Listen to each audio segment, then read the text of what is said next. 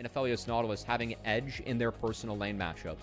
And then can OMG blow that up between the Taliyah, the Wukong, Taliyah having access to really get out and active on the map to help drive home these winning side lanes. Ayard on my screen, and he's like running up like the river as the Baron spawns, because, you know, Baron actually goes from like bot to top through the river. Yeah, so they need to incorporate it in the League. You know, League refuses to blend their IP with other things, which I kind of like about League's IP, frankly. I think it keeps it neat and pure, and it's actually a really cool, I think, business strategy they used, as everyone else combos. Speaking of comboing. As we say it, yeah, Henna's getting comboed right now, waiting for Juhan to join the fray as well. Henna flashes away, going to be matched by Starry, and a second dredge line connects from Moham. That's first blood for OMG, and they're going to make it potentially a second, but Xiaoxia says stand beside that caster minion, and will get on out of there. Could get Henna out of, like, potentially a game warping trouble. And then Xiaoxia can be the one that can really interrupt a lot of this stuff. Between him and Liang Chen, they really want to hold the front line for Henna. I think a lot of how they're going to posture. I'm curious to see who ends up marking the front line and who ends up marking the flank. GOL this one. As Liang Chen not being able to base. Harry getting some nice poke down. Liang Chen actually quite low. Couldn't tell if he had any cookies to eat. Does look like he might have snagged one, though. We'll at least get the experience for this wave. But Harry doing a nice job of keeping pressure on this top side. And Juhan going to continue to make things difficult for the Liangshan. The base is alt cast, and you got to imagine next wave he's dead. Yeah, still one more proc on that Cyclone. We'll see if it expires before he can get in. He actually ends up using it. Gets canceled by the Pathmaker. Liangshan still has the all out, but the flash will be utilized to get himself away. But Juhan will follow and land the kill with the crushing blow. Now it's just going to be about, you know, they have the 3 grubs. They have a gold lead. Can they really take the map fast enough to get far enough ahead to snowball Ultra Prime out of this game early on before they slingshot back? Which, curious if OMG can do so. Having a little bit of mid-game agency, Sleepy Trouble Bubble does connect onto Moham, but that Paddle Star does not. We'll continue this cat and mouse game now around the red buff. And Moham says, screw that, we're just going to go straight in. Lands the Flap Step Charge onto Grizzly, but now comes the re-engage, and it is a big one at that, with Saber getting the first kill onto Moham, and Henna now dashing over, transcended onto Starry, lands the slow and the laser, and goes in onto Starry and takes him down. A big answer for UP in the enemy jungle as they go 2-0 in the fight. Charge to connect. You might be able to save the dredge line. It's also a great way for you to proc Aftershock, or I guess chain it, since it would have been proc by depth charge, but I just don't think that Moham needs to make that play, especially into the Jarvan. That is not the right target you're looking for in that scenario. And those are 2 big kills that go over to Ultra Prime, as they're going to find a third with Harry going down to the top side. It's a bit of a beneficial trade overall. You get the first tower. Picking Jarvan, in which case I also have to question why Moham just didn't lead with a flash dredge line. I think that's better than flash depth charge, especially if you're going to throw the Q not to even, like, chain the dredge line. It's kind of weird. And now Juhan just gets locked down by the concussive blows. Xiaoxia finishing off that kill. And another one going into the hands of Ultra Prime. They have killed 4 straight members of OMG since that 2-0 advantage was given. Haven't been able to make the most of that composition that we were saying. Could be a little bit fast-paced. They try to turn it on its head with a fight around the Rift Herald, though. Dredge line goes onto Xiaoxia, but doesn't do much after that. Rocks were wasted. The Trouble Bubble does land onto Harry. They're going to fully collapse onto the most fed member of OMG, and they should be able to take him down with ease. That's Saber picking up that kill. The response is to Xiaoxia, but Ultra Prime are able to claim that Rift Herald, a 1-for-1 that they will very much take. And the Dragon, it has been OMG sleeping on this, but Grizzly has been wide awake from hibernation in terms of locking these down on time. As the comp that we decided was the scaling comp, spawning into this one, Grapes. Even in those matchups in the LCK Challengers League, Grizzly had the better stats, just wasn't able to get the wins, as this team was just not as good. Yeah, Grizzly for me is a very interesting story, and see if we have any time for story time here. He's going to be the main story of this one as he goes in to get the tower, but has to flag and drag defensively. Meanwhile, already Moham has gone down, so it's a 5v4 in favor of Ultra Prime. Hai Chao looking to chase down Henna. Kind of holding out for hopefully good opportunities in the LCK.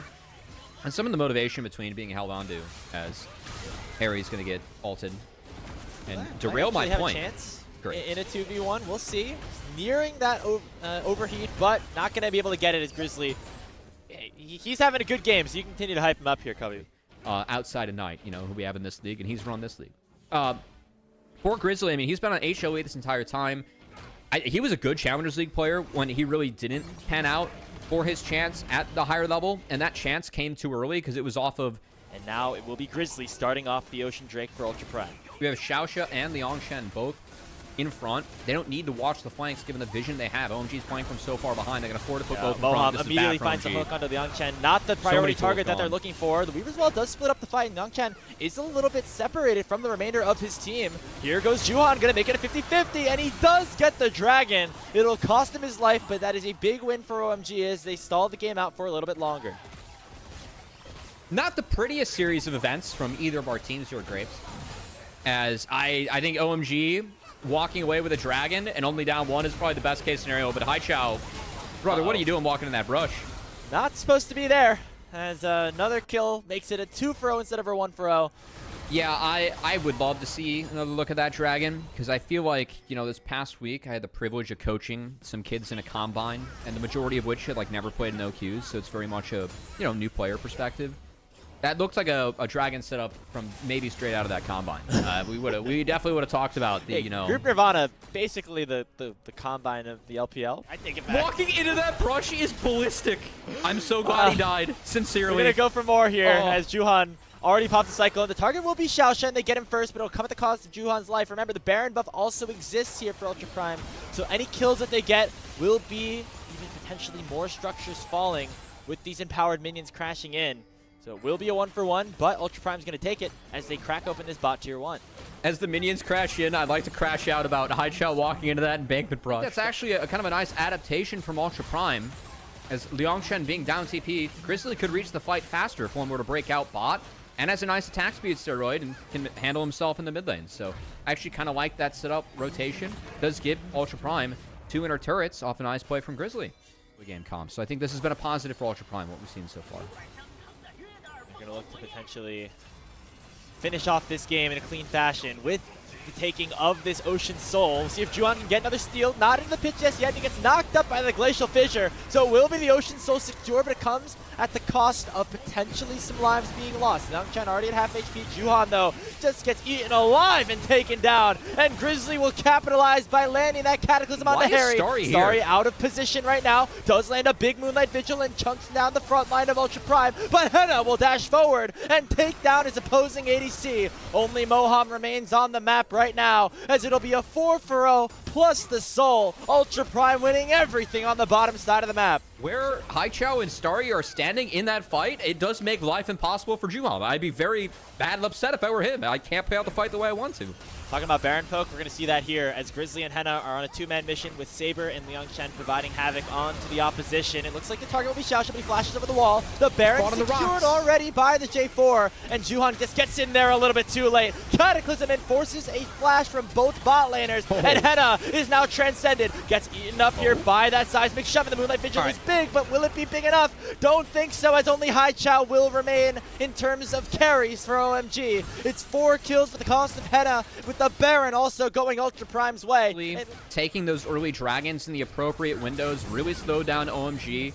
Saber had a really good game on this Zoe, the first time we've seen him play the Zoe in the past 2 years. And I think Ultra Prime can actually walk away with a lot of positives. You know, the first time we saw these guys play up against LGD in that series, going to be in a great position to close things out. They had the potential, the opportunity to do so last time, but decided to instead just go for a reset, go for the higher percentage play. Grizzly gonna get targeted here. Flag and Drag does buffer that. That's a hell of a buffer. Crowd control, so he will be able to get out relatively safely. Still I didn't has see his that ultimate buffer as coming. the rest of Ultra Prime is breaking open this top lane tier 3 turret. And look like one of those buffers I don't really see in my solo queue when I'm playing at 50 ping. Yeah. That was a nice one there from Grizzly. Here as Saber does land another bubble onto Haichao. He's been eating them all day, and he will get taken down by Grizzly. Moham underneath the tower that has been destroyed beneath his feet will make it a quick 2-for-0 in favor of Ultra Prime once again. The big carries here still available, Starry notably one of them, but it should not matter as in go Ultra Prime and down goes OMG. UP with a clean, clinical game 1 will take an early lead in this best-of-3 series. These were some of the best highlights from today's matchup. Which moment was your favorite? Let me know in the comment section below. This is OP, and I'll see you tomorrow. Take care.